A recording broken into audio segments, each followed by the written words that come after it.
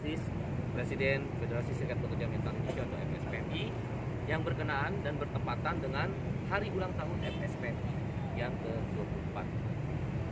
Partai Buruh bersama FSPMI akan menyuarakan, selain yang disampaikan secara sektoral oleh Presiden Antam Aziz, Partai Buruh menyampaikan 3 hal.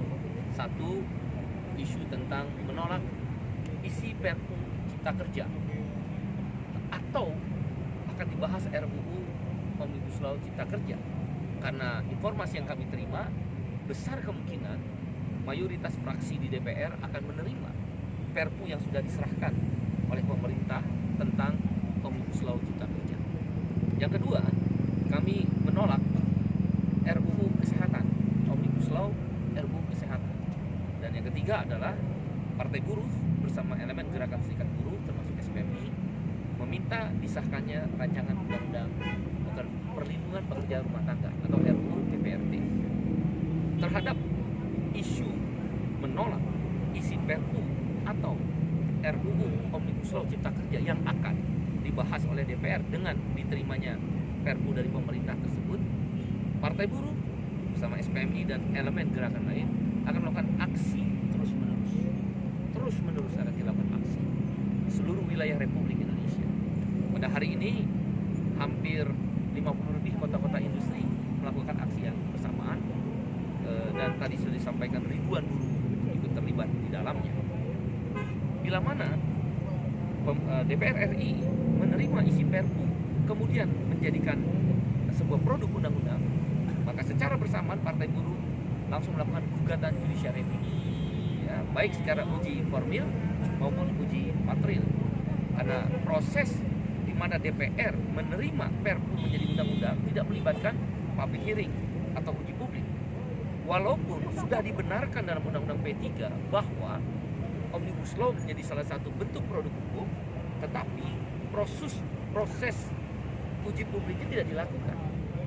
Disitulah judicial review, uji formil, dan uji material akan kita lakukan. Ada 9 poin yang kita kritisi terhadap isi Perpu Omnibus Law Cipta Kerja, termasuk yang akan disahkan DPR melalui rancangan undang-undang ini. 1 adalah tentang upah murah, ya, karena format upah bisa berubah kapan saja tergantung pemerintah, dan ada indeks harga tertentu yang menurut kami itu agak aneh. Saya ILO governing body, pengurus pusat Badan Perserikatan Bangsa-Bangsa, seluruh dunia tuh nggak ada namanya indeks tertentu dalam menghitung upah. Maaf, menghitung upah hanya 2. 1, kalau pakai makroekonomi, inflasi plus pertumbuhan ekonomi.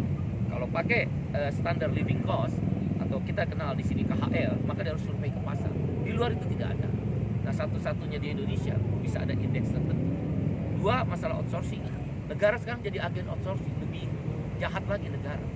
Karena nanti negara dalam hal ini pemerintah yang menentukan mana boleh di outsourcing, mana yang tidak boleh. Itu kan agen. Bahaya sekali negara ini dalam RUU maupun RUU Omnibus Law Cipta Kerja ini. Yang ketiga adalah pesangon terlalu rendah. Anda sekarang bisa dipecat misalnya seperti JDID, Shopee, Blibli, Tokopedia, GoTo, terutama di digital ekonomi, dan beberapa perusahaan yang teman-teman bisa lihat, e-commerce yang akan relokasi. Anda bisa bayangkan mereka membayar pesangon itu hanya setengah dari aturan undang-undang, dan itu bisa menimpa kita semua. Kalau memakai Undang-Undang Nomor 13 itu bisa 2 kali sampai 3 kali, ya minimal 1 kali, tapi bisa 2 kali 3 kali. Kalau dalam Perpu tidak bisa sama sekali, dia hanya 0,5 kali. Ini bisa menimpa kita semua, sehingga pengusaha mudah mem-PHK. Nah, yang keempat, PHK mudah. Kami nggak setuju dengan Menko Perekonomian, easy hiring, easy firing. Tidak Pancasilais orang yang berpendapat demikian. Saya tidak menuduh Menko Perekonomian, tapi siapapun yang berpendapat easy hiring, easy firing tidak Pancasilais. Karena sila kedua kemanusiaan yang adil dan beradab. PHK harus dihindari. Kok PHK dipermudah? Emang ini negara milik dia. Kami nggak setuju, termasuk Menko Perekonomian dan Menteri Investasi itu. PHK di mana-mana dipersulit dalam artian ada mekanisme yang tidak sembarangan bisa di-PHK. Yang kelima juga persoalan tentang pengaturan cuti, ya, istirahat panjang hilang. Harusnya kalau kita udah 6 tahun bekerja, 2 bulan itu istirahat, ya. Pengaturan cuti kepada perempuan yang sedang haid atau hamil, dia nggak jelas upahnya dibayar atau enggak. Berikutnya juga pengaturan jam kerja, nggak jelas juga. Kan teman-teman udah tahu 5 hari kerja harusnya 2 hari cuti doang. Ini cuma 6 hari kerja, tiba-tiba 1 hari cuti. Bagaimana dengan 5 hari kerja, 2 hari cuti? Kok di undang-undangnya nggak disebutkan? Begitu pula tentang sanksi dan tenaga kerja asing. Kasus yang disebutkan oleh Bung Riden itu menjelaskan, karena tenaga kerja asing, buruh kasar di Cina itu masuk. Itu jadi persoalan. Kalau di Undang-Undang Nomor 13, sebelum dia dapat izin TKA, dia nggak boleh kerja. Di dalam Perpu atau rancangan Undang-Undang Omnibus Law Cipta Kerja, kerja dulu sambil ngurus izin. Nah, terjadilah buruh kasar itu pasti cepat emosi. Kalau skill workers dari TKA itu nggak emosi, karena hanya di tenaga kerja Cina yang kayak begini. Ini jadi persoalan yang sangat serius terhadap bangsa kita. Tenaga kerja lokal terancam. Nah, ini akan di endorse terus oleh partai buruh. Aksi-aksi akan dilakukan. Judicial review di Mahkamah Konstitusi akan dilakukan. Bahkan pemogokan secara nasional akan dipersiapkan, dan SPMI masuk di dalam.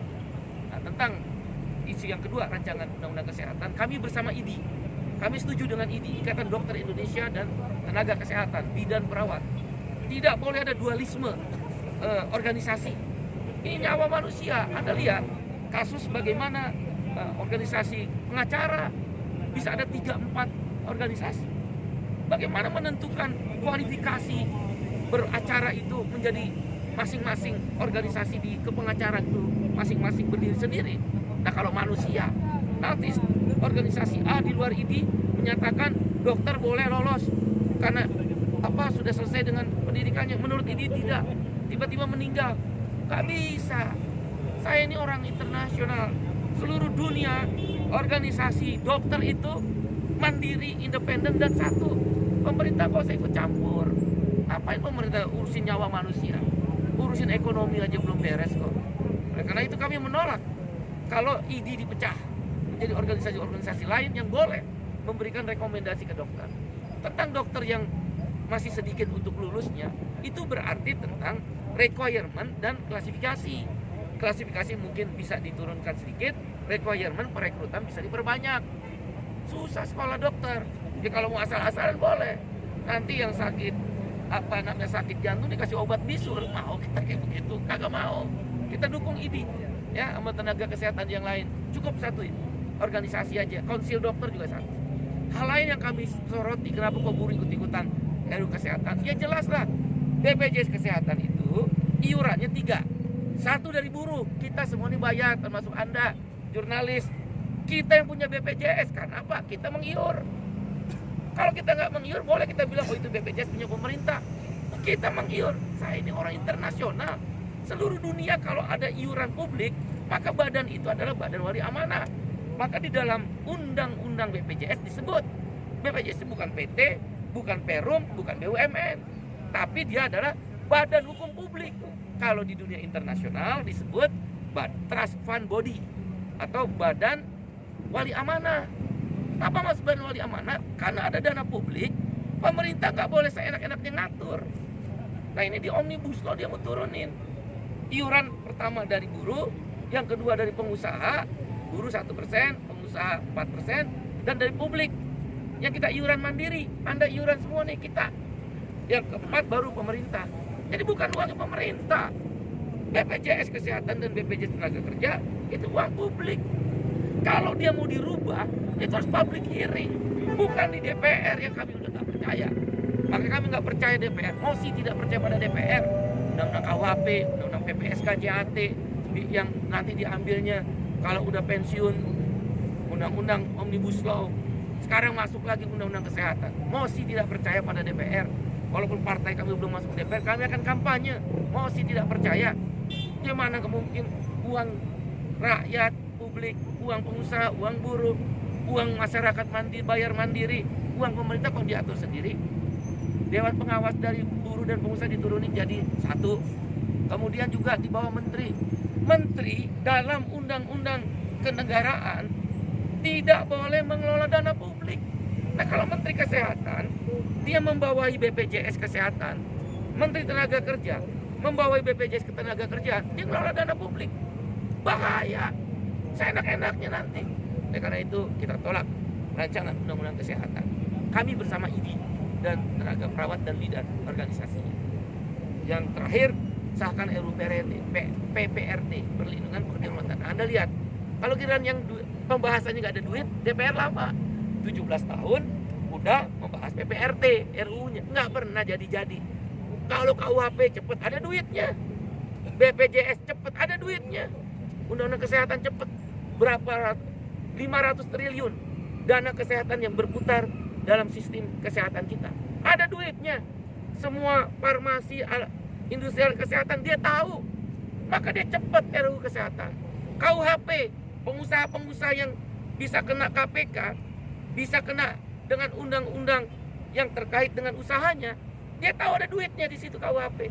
PPRT nggak ada duitnya, ngurusin pekerja rumah tangga atau asisten rumah tangga. Partai Buruh peduli dengan itu, kita minta disahkan RUU PPRT.